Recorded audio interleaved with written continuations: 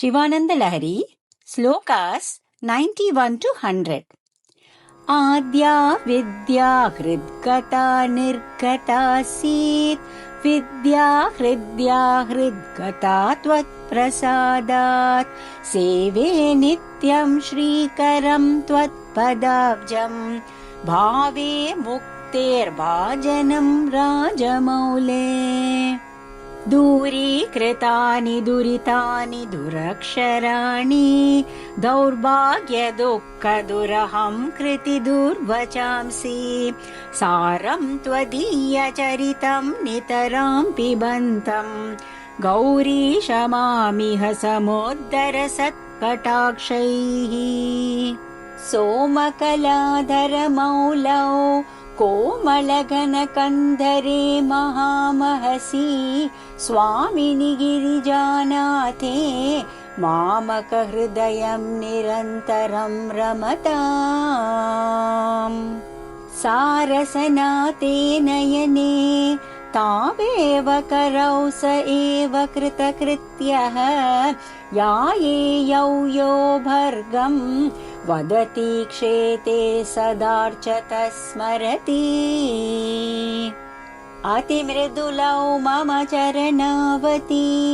कठिनं ते मनो भवानीश इति विचिकित्सां सन्त्यज शिव कथमासीद् गिरौ तथा प्रवेशः धैर्याङ्कुशेन निवृतं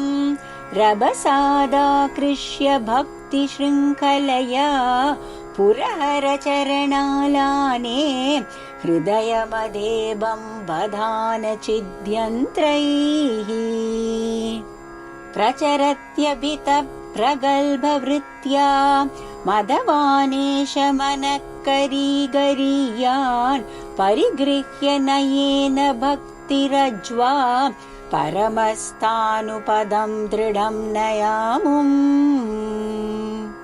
सर्वालङ्कारयुक्तां सकलपदयुतां साधुवृत्तां सुवर्णां सद्भिः संस्तूयमानां सरसगुणयुतां लक्षितां लक्षणाढ्याम्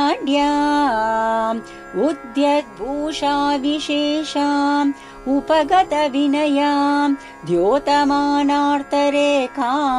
कल्याणीं देवगौरी प्रिय मम कविता कन्यकां त्वं गृहाण इदं ते युक्तं वा